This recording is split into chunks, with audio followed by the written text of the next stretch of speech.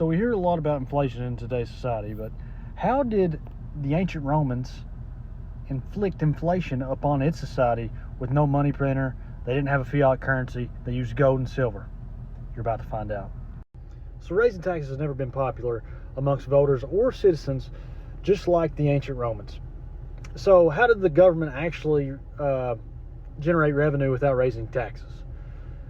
They basically done exactly what all governments do today, and that is expand the money supply.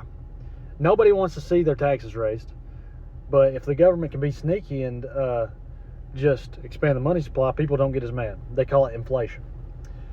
Anyways, it was a lot harder for the ancient Romans to inflict inflation because they had no money printer. They couldn't just hit a button and trillions of dollars be printed.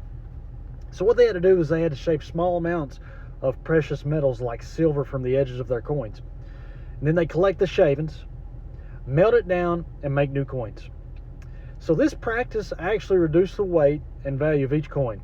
The Romans also debased their currency by reducing the amount of actual silver in the coins, and basically they added more metals like copper.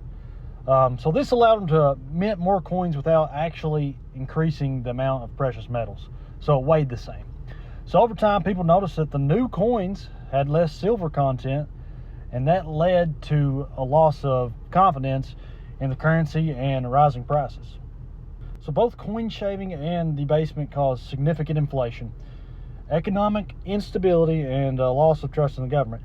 So if you didn't raise your prices, you basically would go out of business, and that's what happened in ancient Rome.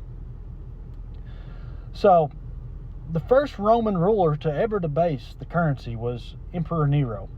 He initiated this practice around 64 AD, and during his reign, Nero reduced the silver content of the denarius, which is basically the dime, 1/10 ounce of silver, from 98% pure silver to around 93.5%. And he also reduced the weight of the coins.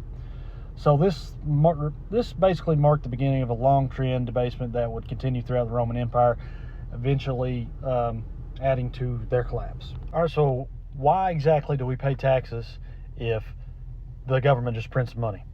And I got an answer for you.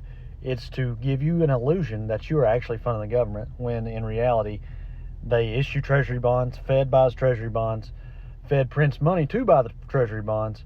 Well, when these treasury bonds come due to pay the interest on it, they literally print more treasury bonds to pay that interest. It's just a pyramid scheme.